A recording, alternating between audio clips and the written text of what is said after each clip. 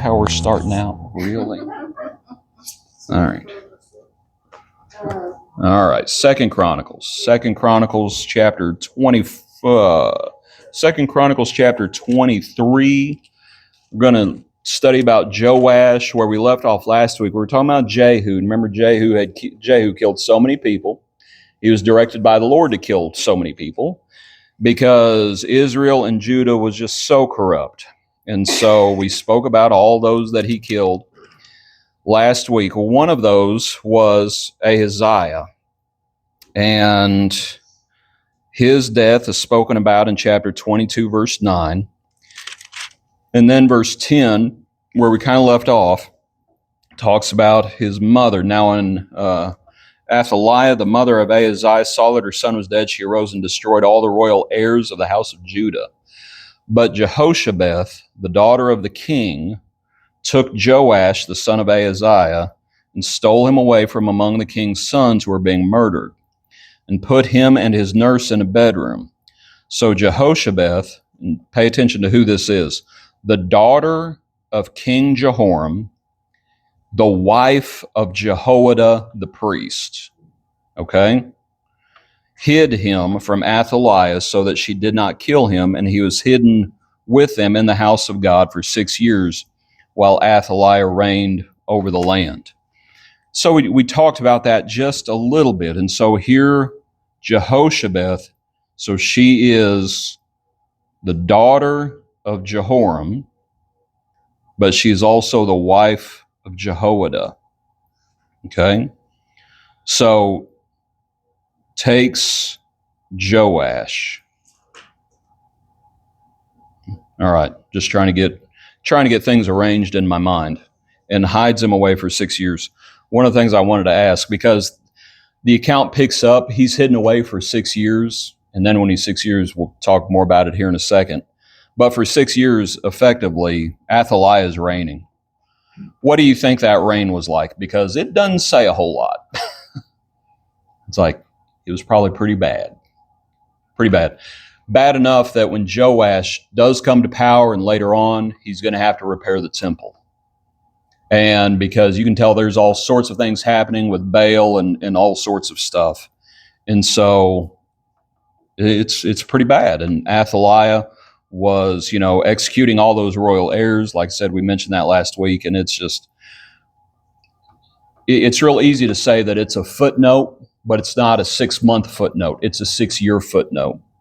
So in those 6 years, here Jehoshabeth, who's hidden Joash, and Jehoiada is priest. How much good do you think Jehoiada could do? It's like all he can do is keep that boy hidden. It's like you keep that child hidden. And so anyway, so that's basically where we're at. So in the 7th year, Jehoiada strengthened himself. So I think, that would be the 7th year of Joash, okay, because of how verse 12 ends, or at least after the 6 years of hiding. In the 7th year, Jehoiada strengthened himself, made a covenant with the captains of the hundreds, Azariah, the son of Jeroham, Ishmael, all those individuals. I wanted you to think about them hiding Joash. And I'll ask the question, you might think of other examples. Is there ever a time where you just got to hide? You got to keep your head down. Go ahead. It reminds me of when the nurse took Jonathan's son. Okay, Mephibosheth. Yes. Yeah. And it's like, and they had to run for the hills. And when they run, the next time we see Mephibosheth, he's from some place called Lodabar. And just because I love Mephibosheth, he's up like on the other side of the Jordan, all the way up north in the middle of the wilderness. He's in Nowheresville. Like the name Lodabar literally means something like wilderness or something like that, or barren land. And it's like he's keeping a very low profile because it's like he's part of Saul's family. Yep, that was a good example. Can you think of anyone else who either hid or was hidden? Go ahead, Ruby. Moses, where it was for a relatively short time, but he was hidden. Yeah, kind of more than once, I guess. And See, I thought you were talking about when he runs from, when he's 40 years old and he runs, but you're talking about as a child. Yeah. Right. Later on, they Right. took off, so- Yeah. So either way you want to look at it. David hid from Saul. David hiding from Saul. Yeah. Did David also hide from his Absalom? Yeah. And I don't know if you'd say hide, but he had to flee. He had to flee. Go ahead, Bruce. I was going to say that the two young men that were to tell David what was going on when Absalom was going, and Yeah. he had them in a well, covered Right. it, put birdseed up there when they came to ask if she'd seen them. Yeah. You know? Rahab hid the spies as well. Just that account kind of just reminded me. Right. Another one, and there are a lot more people who either hid or were hidden than I first thought about. Do you remember with Elijah and before Mount Carmel, there's a fellow named Obadiah who feared the Lord greatly. Remember what Obadiah had been doing with the prophets? Oh, yeah. I hid them in caves. He hid them in the caves, and so that's coming up on the daily videos for those who follow those. Because in that video, I was just thinking about basically the three characters that their Obadiah is. And Obadiah is like secret agent man. Like because his master is his master's Ahab, right? But he fears the Lord greatly. So Ahab tells him, it's like, well, we're going to split up, and you need to go. We need to find food and water. And the whole time, what has Obadiah been getting to the prophets? Food and water. And so Obadiah is very much in harm's way. So when Elijah says to Obadiah, go tell your master I'm ready to talk to him, Obadiah's like, are you trying to get me killed? It's like, I'm sitting here and I've been trying to keep these prophets alive. And so you have Obadiah who's in harm's way. But you have the prophets, and what's their job? It's like, y'all stay in the cave. It's like, don't come out. Like you stay in the cave, because what is Jezebel trying to do? She's trying to kill them all. And so you have it's like sometimes you just got to hide. Sometimes you've got to flee from Saul. Sometimes you've got to flee from Absalom. Sometimes you've got to, sometimes you just got to keep your head down. Go ahead, Rudy. Adam and Eve in the garden. That's a bad hiding. They should not have been hiding, but nonetheless they were. Tried. Yeah. And so let's say Jonah tried to hide too. And the thing is, like, you can't hide from God. But with man, sometimes you got to keep your head down. It's like, just keep your head down, live to fight another day. And so here these individuals are the priest, Jehoiada, and his wife, Jehoshabeth, get names mixed up. It's like, you hide this child. It's like, you don't let anybody know where this child is. And so finally, when the child is, let's just, for the sake of saying it, because does it actually say how old he is when he comes to the throne? I thought it did at a certain point. First verse in 24. First verse in 24. He's 7 years old when he became king. So, I mean, they hid him as a baby, right? That's what's going on. So he's 7 years old when he becomes king. And we'll go in and we'll read it here in a minute. But in my notes, I had the question, do you think we have too low? Let me phrase it another way. How evil is Athaliah? Very evil. Very, very evil. If you're responsible for this child from the time he's a baby, how old are you going to let him get before you bring him out and put him in harm's way? And so the question is, do you think we have too low of expectations for children? If it's our children, at what age am I ready for them to get out on their own and find their own way? And it's like, oh, now you're responsible. What age do you say they're ready? They're all going to be different. They're all going to be different. But I guarantee you, when we answer that question, nobody is going to say 7 years old. And that's how old Joash is. When Jehoiada finally says, it's time. I don't know if that's because things had gotten so bad. No, probably not. Probably not. We'll talk more about Jehoiada as we go along, and they're going to protect Jehoiada emphatically. And Athaliah is going to be killed pretty quickly. But nonetheless, they let him grow some, but they didn't let him turn 18.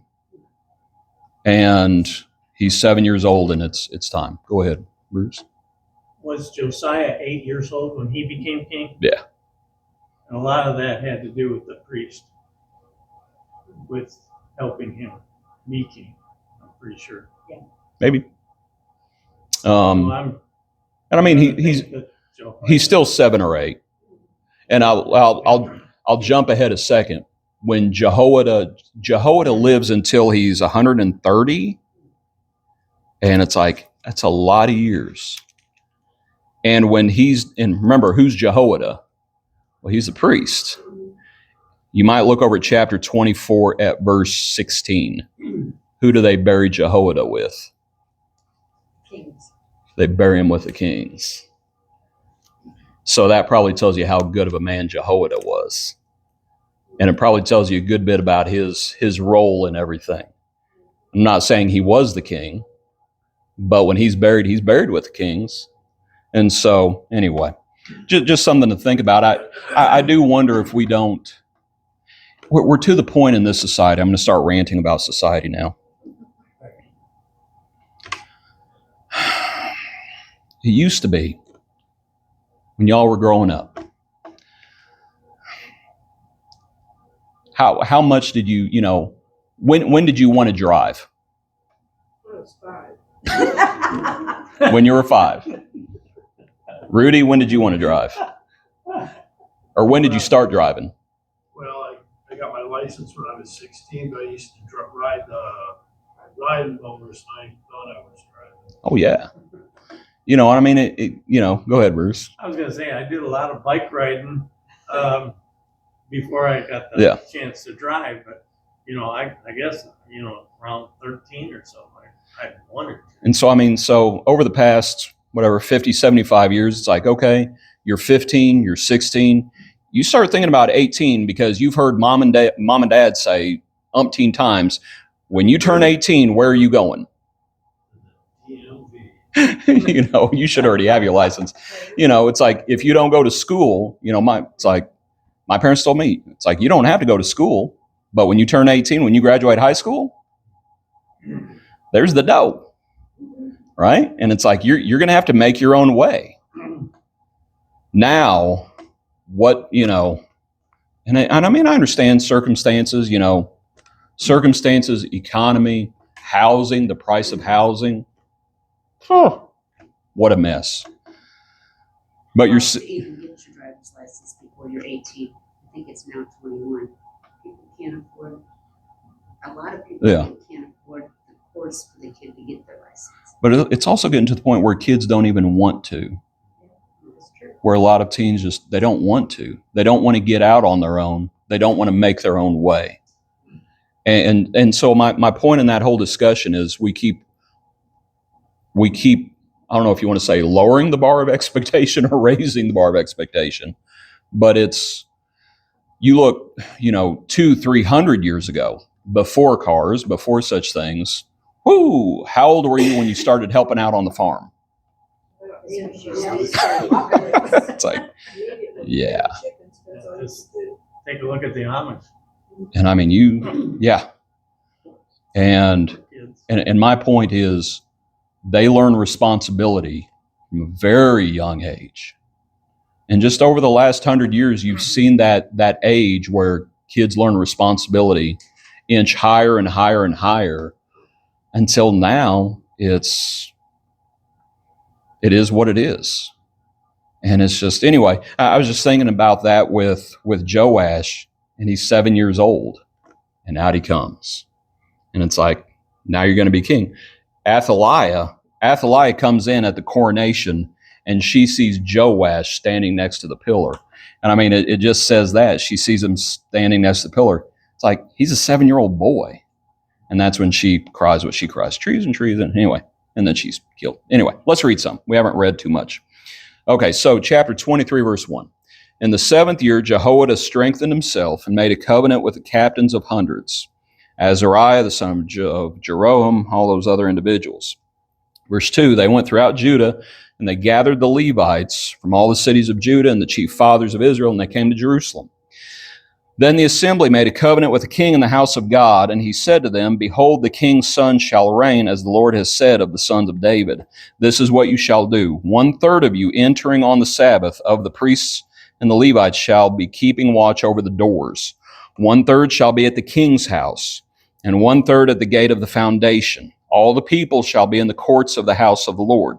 But let no one come into the house of the Lord except the priests and those of the Levites who serve. They may go in, for they are holy, but all the people shall keep the watch of the Lord.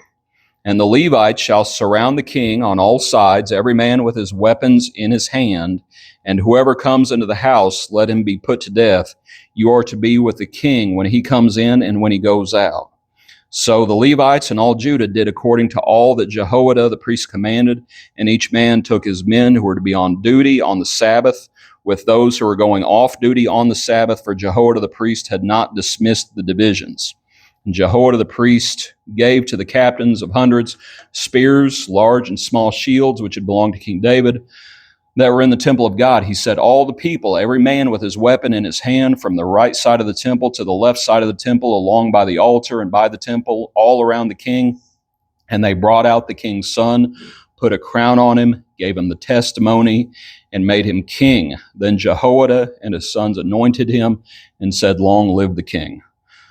So, what is Jehoiada doing with all that? It's like,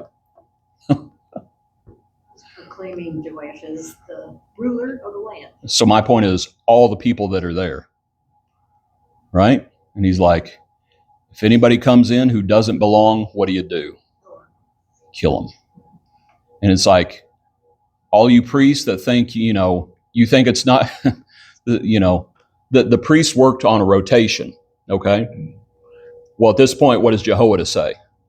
No one's going home. All men on deck. Everybody's got to be here.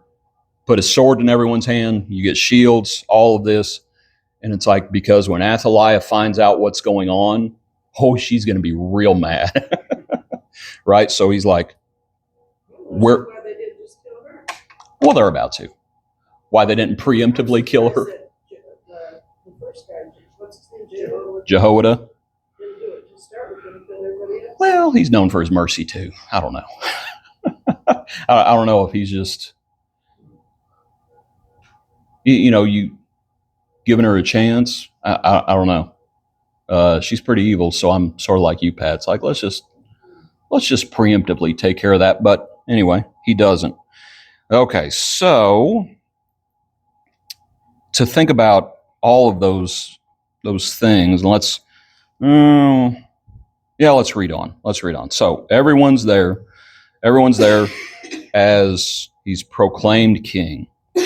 Verse 12, now when Athaliah heard the noise of the people running and praising the king, she came to the people in the temple of the Lord. When she looked, there was the king standing by his pillar at the entrance, and the leaders and the trumpeters were by the king. All the people of the land were rejoicing and blowing trumpets, also the singers with musical instruments and those who led in praise. So Athaliah tore her clothes and said, treason, treason.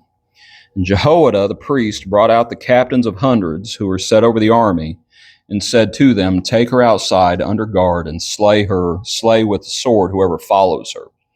For the priest had said, do not kill her in the house of the Lord. So they seized her, and she went by way of the entrance of the horse gate into the king's house, and they killed her there. Then Jehoiada made a covenant between himself, the people, and the king, that they should be the Lord's people. And all the people went to the temple of Baal and tore it down. They broke in pieces its altars and images and killed Matan, the priest of Baal, before the altars. Also Jehoiada appointed the oversight of the house of the Lord to the hand of the priests, the Levites, whom David assigned in the house of the Lord to offer the burnt offerings of the Lord, as it is written in the law of Moses, with rejoicing and with singing, as it was established by David. So he set the gatekeepers of the gates of the house of the Lord, so that no one who was in any way unclean should enter. And then he took the captains of the hundreds, the nobles, the governors of the people, and all the people of the land, and brought the king down from the house of the Lord, and they went through the upper gate to the king's house, and set the king on the throne of the kingdom. So all the people of the land rejoiced, and the city was quiet, for they had slain Athaliah with sword. All right, what points or applications do you want to make from the account or from the chapter? Y'all ever see like the British coronations on TV? You know, and all the pageantry, you know. How do they usually end? I've never watched one. I've never seen one. Well, I know they get up on the balcony and they're waving to the people after the coronation is done. Yeah. That part I know. Hello. What else do you mean? I don't know. What points do you want to make from the account? Oh, it was quiet later. Like, everything was quiet. I mean, I hate to quote the Wizard of Oz, but ding dong, the witch is dead. All right? So everything's quiet. Jehoiada led the people back to God. Mm-hmm. And there's more than once it speaks of him making the covenant. Right? Earlier it talks about verse 1 of chapter 23, he made a covenant with the captains of the hundreds, and then here he's making a covenant between himself, the people, and the king, that they should be the Lord's people. It's like, we got to get right with the Lord. It's like all of us. The reason I bring up the coronation bit, just imagine if the coronation, you're watching it on TV, and everyone's clapping and, everyone's, they're singing the hymns and rejoicing. And then part 2 is the execution. Because that's basically what happens here. You have the coronation, and then Athaliah comes in, and then, Was the priest Matan and yeah, Temple of Baal before or after? do what? After the coronation, was that before or after the coronation? I would say during, Right? or you could say after. It's all a part of the same instance. And so my point in mentioning that is you have to think about the twofold nature. And it's sort of like the twofold nature of shepherds. What do shepherds do? Protect and feed, right? You feed the sheep Kill the predators. and you kill the predators. So what are they doing? And it's like, protect the boy, kill her, kill her, and kill all those who follow her. And then, so I just thought it was an interesting scene with all the people. There they are rejoicing and the blowing of trumpets and all the singers there in verse 13. And then down in verse 17, and all the people went down to the temple of Baal and tore it down. They broke in pieces its altars and images, and they killed the priest of Baal before the altars. It's like, well, interesting. Needed to be done, but it just speaks to the twofold nature, really, of anyone and everyone. You have children. What do you encourage with children? Good behavior. What do you discourage with children? Bad behavior. You got to do both. Do you remember even when Nehemiah and the wall was being built, and they had a shovel in one hand and a sword in the other? And it's like, you got to build, you got to defend, right? And if you don't defend, what happens? It's like if you don't take care of Athaliah, if you don't take care of Baal and the worshipers of Baal and all that. And it's like, you gotta do both. Is it gonna get gruesome? Yep. The coronation, everyone's like, oh, everyone has their best clothes on. It's like, oh, and then it's like, oh, rejoicing, blowing the trumpet, da, da, da, da. And then the call goes out. Okay, all those ready to go kill all the Baal work. And then it's like they go and take care of that. It's just an interesting picture. What other points you want to make from the account? So Joash is king now. Okay, so he's 7 years old. Chapter 24, verse 1. He's 7 years old when he became king, and he reigned 40 years in Jerusalem. Long time. His mother's name was Zibiah of Beersheba. Joash did what was right in the sight of the Lord all the days of Jehoiada the priest. And that's important. Jehoiada took 2 wives for him, and he had sons and daughters. Now it happened after this that Joash set his heart on repairing the house of the Lord. Then he gathered the priests and the Levites and said to them, go out to the cities of Judah and gather from all Israel money to repair the house of your God from year to year, and see that you do it quickly. However, the Levites did not do it quickly. So we'll pause right there for a second. Why not? Why do you think the Levites, it doesn't say, just says they didn't do it quickly. He wanted them to do it quickly. It's like, come on. I'm not sure how old he was at this point either. It says time went by. So why might the Levites have not done it quickly?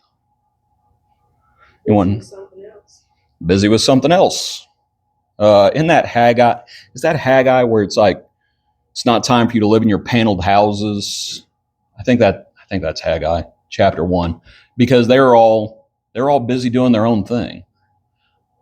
Go ahead, Bruce, and then I Mike. was gonna say, maybe they were pocketing the money. I don't know. I don't know. I It's mean, as good as mine on this. yeah. Go ahead, Brendan. I'm puzzled that Jehoiada would not have made sure that was carried out. Yeah, there's a little bit of the king calls Jehoiada, verse 6, and said to him, why have you not required the Levites to bring in from Judah and from Jerusalem the collection? And so it's like there's kind of a, hey, you're in charge of this. Why haven't you?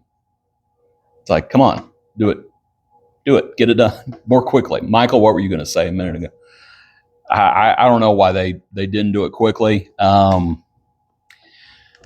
May not have thought it was important. I can tell you. Would you like to be an IRS agent going around working collections? No, because what do people tend to do with collection agents? Shoot first, ask questions later. So I don't know if that may be part of it. It's like, wait, you want us to go around in this, at this time and collecting money for this?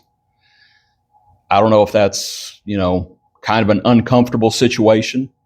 I don't know. All I know is they don't do it quickly as Joash wanted. So, like I said, the king calls Jehoiada, the chief priest, said to him, why have you not required the Levites to bring in from Judah and from Jerusalem the collection according to the commandment of Moses, servant of the Lord and of the assembly of Israel, for the tabernacle of witness? For the sons, and this is what Athaliah had done, for the sons of Athaliah, that wicked woman, had broken into the house of God and had also presented all the dedicated things of the house of the Lord to the Baals. So then at the king's command, they made a chest and set it outside at the gate of the house of the Lord.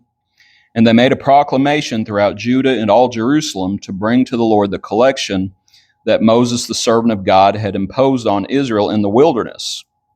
All right, so this is just what was commanded. Verse 10, then all the leaders and all the people rejoiced, brought their contributions, and put them into the chest until all had given. So they put the chest out there, and what's everyone's reaction? Rejoice. Yeah, they rejoiced. I don't know if the Levites had been worried. It's like, I don't know if we can get everybody on board, but they put the chest out there, and what's everybody do? It's like they get on board. And it says something about if your head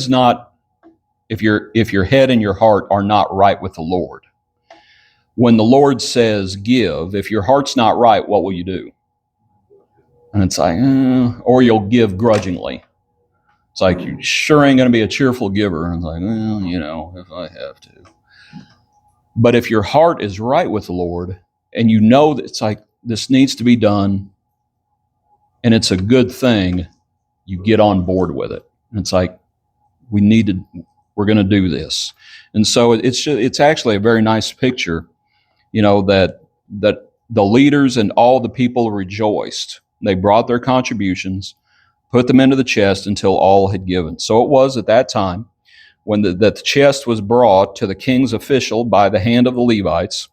And when they saw that there was much money, that the king's scribe and high priest's officer came and emptied the chest, they took it and returned it to its place. And they did day by day, gathered money in abundance. The king and Jehoiada gave it to those who did the work of the service of the house of the Lord. And they hired masons and carpenters to repair the house of the Lord, and also those who worked in iron and bronze to restore the house of the Lord. So the workmen labored, and the work was completed by them. They restored the house of God to its original condition and reinforced it. When they had finished, they brought the rest of the money before the king and Jehoiada. They made from it articles for the house of the Lord, articles for serving and offering, spoons and vessels of gold and silver, and they offered burnt offerings in the house of the Lord continually all the days of Jehoiada. All right, any points you want to make about the remainder of that portion? One of the things I hadn't noticed before is everything's having to be repaired, right? Trying to undo all the damage that's been done. But not only do they bring it back to its original condition, verse 13, I like how verse 13 ends. They restored the house of God to its original condition and reinforced it. I don't know what exactly that means other than what it says. Out of curiosity, do the other translations use the same word? Strengthened it? Yeah. Okay. And so I just thought it was a nice picture that, have y'all ever seen what I think it's the Japanese, when they have valuable pottery that breaks or cracks, what they do with it? Y'all ever seen that anywhere? If they have pottery that develops a crack, they fill that crack with gold leaf, and they do what they can to reinforce that crack. And so at the end of the day, it almost is stronger than before. And so I just like Joash. It's like, we're going to restore it and reinforce it. And so the next, might just think about things that get reinforced. And just because my stupid mind works this way, like kids drive by and knock your mailbox down, once, twice, three times.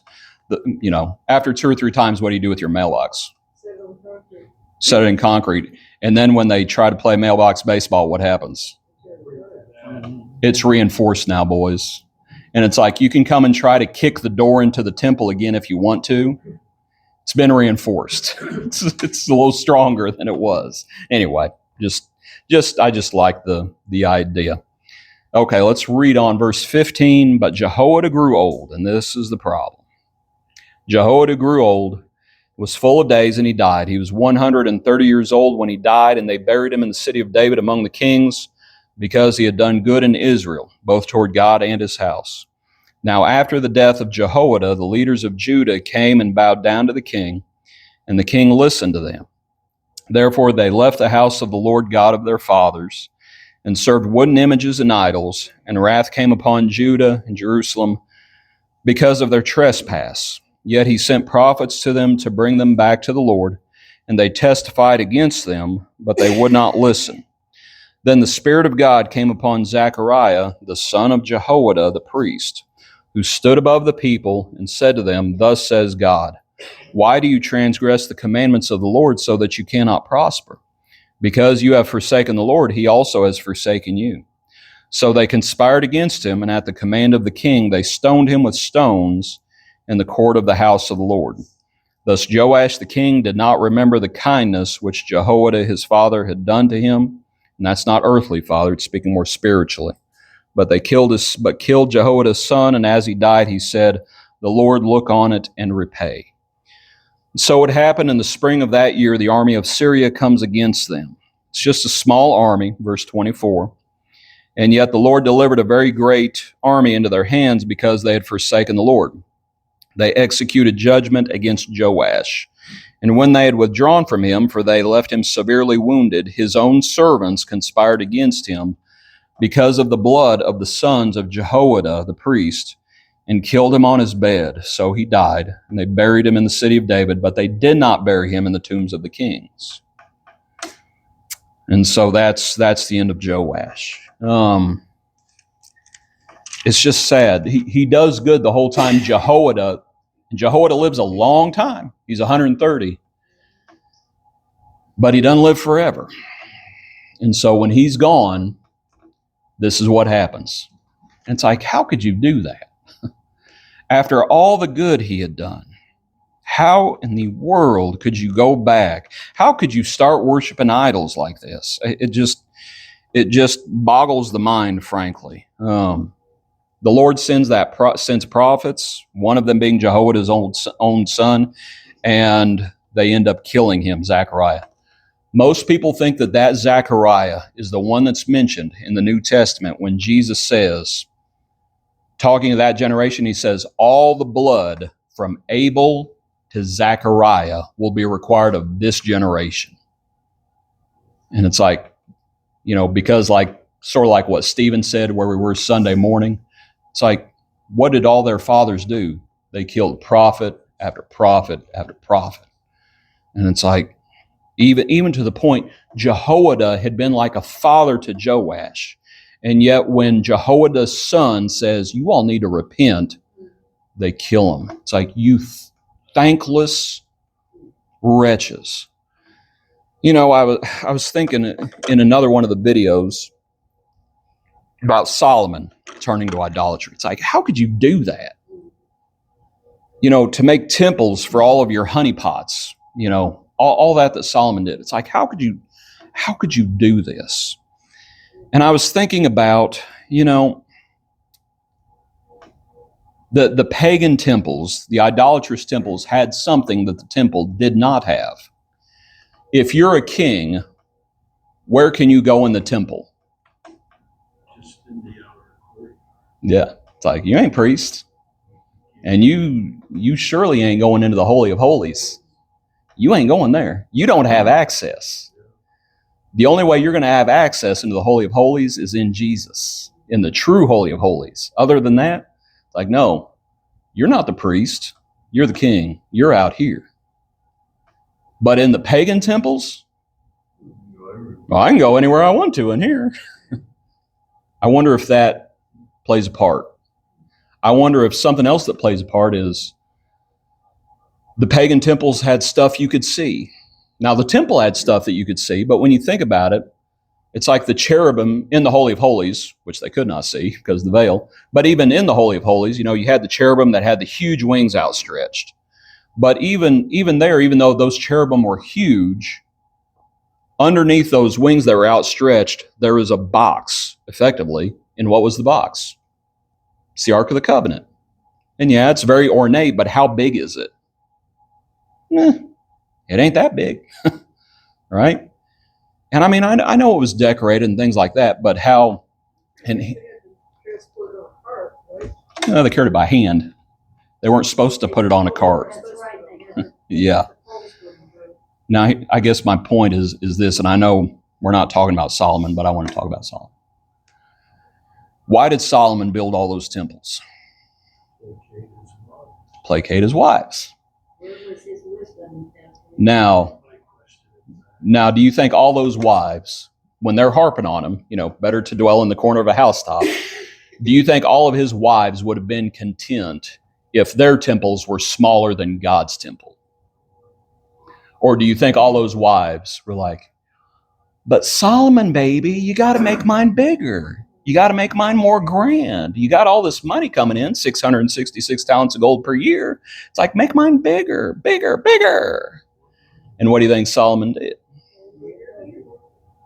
To the point where he's putting temples like right there. He's putting pagan temples in Jerusalem. And it's like, and so I wonder if part of it is bigger, grander, stuff you could actually see and access.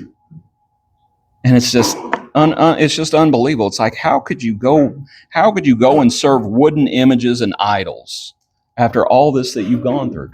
And when it's all said and done, by the way, who kills Joash? It's not the Syrians. The Syrians wound him. Who kills him? His own servants conspired against him and killed him. And when he's buried, where's he buried? Not with the kings, but Jehoiada, the priest, he was. And so, it's one of those deals. It's like you try to learn from the good that he did. He did a lot of good. But when Jehoiada's gone, that's what happens. So anyway, we'll pick up with the next lesson next week, lesson 4, finally. And we'll pick up there. Appreciate everyone's attention and comments this evening. I forgot to do it.